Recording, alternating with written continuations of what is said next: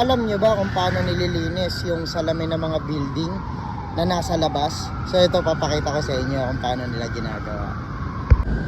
Ayan o, ito yung baba ng building. Tapos ayun sila sa taas. Ayun. So mano-mano nilang nililinis yan. Ayan o, diba? Payag ka, ganyan trabaho mo, tapos malaki sahod, diba? Uwis buhay yan, Brad. Ayan o. Tignan nyo o, kung gano'n sila kasipag. Sino kaya itong mga to?